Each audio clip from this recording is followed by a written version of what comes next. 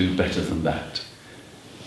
So, you tell me your stories, and where am I? You are the tinker, I'm not the tailor. I'm not the soldier, I'm not the rich man. You said, keep the sailor. Tell me a story of adventure then. Tell me the story of a sailor which includes my life, not the life my father would have for me. There is a city, my lord, in the middle of Flanders. Gent van de Drie Toren. Ghent of the Three Towers. It is on the River Lea, and on one side of the river are the three towers. St. Nicholaskerk, the Belfort, and St. Baf's Cathedral. And on the other side of the Lea is where the poor people live, my lord. And a lot of the property on the other side of the river, a lot of the land used to be owned by the church. And of course it was owned by the church. This is where the poorest housing was. This is where the poorest people lived, where the criminal classes lived, and where the lowest taverns were. In fact, because it was owned by the church, it was called, and indeed is called today, the Patersol, which means the monk's arse.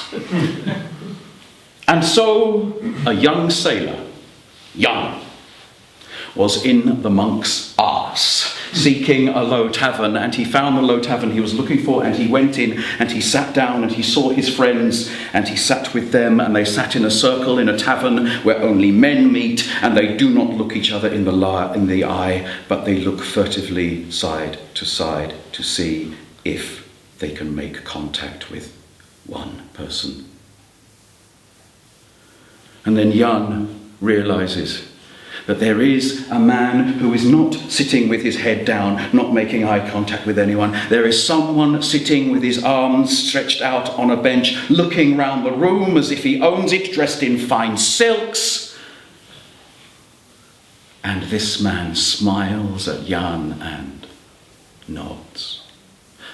Jan quickly looks away and goes back to his friends, but soon the barman gives him a drink from the stranger.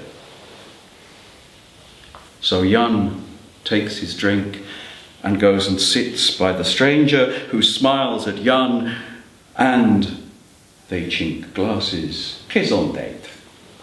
And they make eye contact, because if you do not make eye contact when you chink your glass and say gezondheid, that means 7 years bad sex. Now, this is a tavern where men do not look at each other. It is certainly a tavern where men do not tell each other their names. And yet the stranger says, I am Renard de Vos, and you, young man, interest me. You should come to my home. I have a castle just outside the city.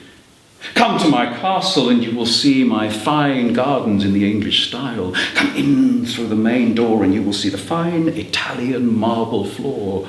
Come up the stairs and you will see my collection of Dresden china displayed, and then come into the room at the top of the stairs and come and see the Brussels tapestry that hangs over my bed. Jan was a young man, but not a foolish man. And so he apologised that tonight was not the night for visiting. He'd promised to be with his friends. He'd been to sea for quite a while. He needed to catch up with news. And so they made a date the next night in the bar in the Patersol. Jan made sure that he left before Renard de Vos. And he went to the stables and fetched his horse, and then he just waited in the shadows until he saw Renard de Vos leave the tavern. Did I just say leave the tavern? Sorry, swagger from the tavern to the stables and fetch his horse and proudly ride his horse along the Lea over St. Michael's Bridge, up through the city, past St. Baf's Cathedral and out towards Larne. And as he went towards Larne, he did not realise that in the shadows behind him there was another horse, and Jan was following him. And in the village of Larne, he saw there was a castle. Larna Castle. So this was Reynard de Vos's home. And so he saw Reynard de Vos go in through the gates of the castle, and Jan stepped down from his horse, tethered his horse, and looked round, and he could see into the garden. And in the garden, yes, it was a fine English garden, and he saw Reynard de Vos going round the castle. He crept into the garden, but as he crept into the garden, he noticed there was a sign over the garden which said, "Be bold." He went into the garden, creeping from bush to bush, hiding so that he wouldn't be seen. And then he heard horses' hooves. Reynard de Vos had simply come home to change horses and was leaving. And so he waited until de Vos had left, and then he crept up to the castle. De Vos had left the main door open. And so he went in through the main door and noticed that chiselled into the stone over the door it said, "Be bold, but not too bold." And he went into the great hall, and there was a marble Italian floor, and there was a staircase. And displays at the staircase dressed in china, and so he went up the staircase. And there were tapestries lining the walls, but those were not the tapestries he was interested in. He wanted to see one Brussels tapestry, the tapestry that hung over Reynard de Vos's bed. And so he went to the room and put his hand on the door handle, and he noticed that cast into the metalwork of the door handle were, "Be bold, but not too bold, lest your blood should run cold." He opened the door and saw the bed.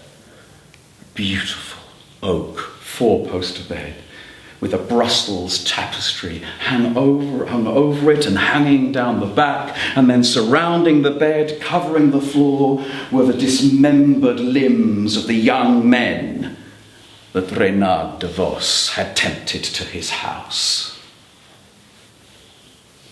Jan stifled a scream and stepped backwards out of the room.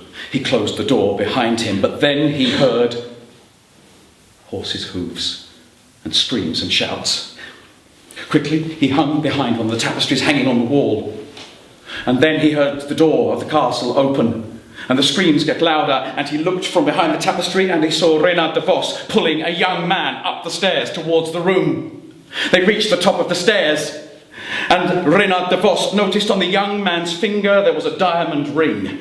And while the young man was still screaming, de Vos tried to pull the ring from his finger, but the ring was stuck. It wouldn't come off. So de Vos took his knife and cut the young man's hand from the living flesh.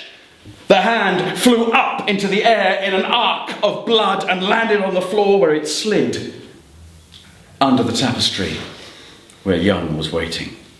De Vos obviously had lost interest in the duel and simply opened the bedroom door, pushed the young man in, closed the door behind him, and soon the screaming stopped.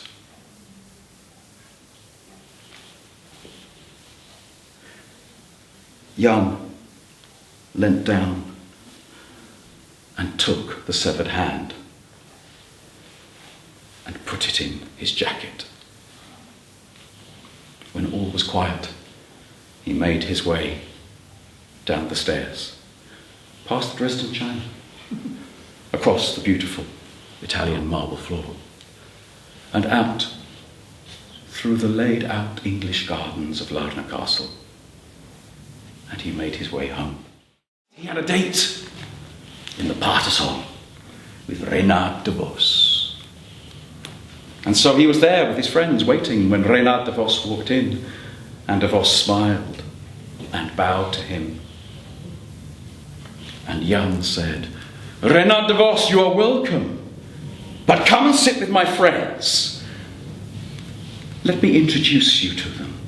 These are my friends, and my friends, this is Reynard de Vos, and he is a fine man who owns a fine castle, and he has filled my dreams. For last night I had a dream. I dreamt that I went to Reynard de Vos's castle, And I went into his fine English gardens, and as I went in, I passed through an arch, and over the arch it said, Behold. And De Vos looked at him and said, It was not so. It is not so. It will never be so. But Jan continued.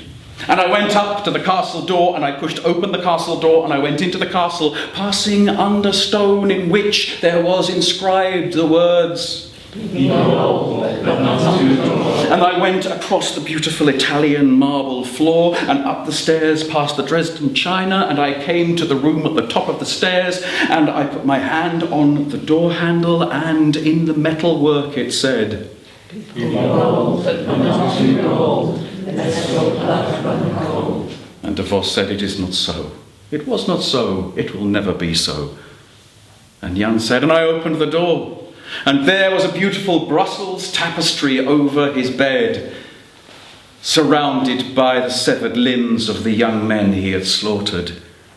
And De Vos said, It is not so. It was not so. It will never be so. And Jan said, Oh, but it is so. As he held the severed hand out before De Vos, his friends fell upon the monster and pulled him to pieces. And then they decorated the surface of the Ley River with his limbs.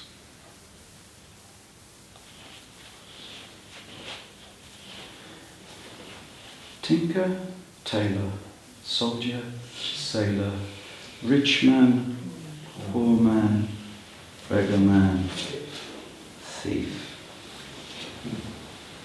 You're a thief, storyteller, said the prince. You've taken a story and twisted it because you want to make me into a monster. That if I will be who I am, then I must inevitably become a monster. And the storyteller said, My lord, I am a thief and I am a beggar. I claim other people's stories. I steal them and I make them into something new. That is what storytellers do, my lord. And you know from fairy tales, my lord, that men can be monsters. And sometimes monsters can be tamed, and sometimes they cannot be tamed. Why should your world be any different from theirs?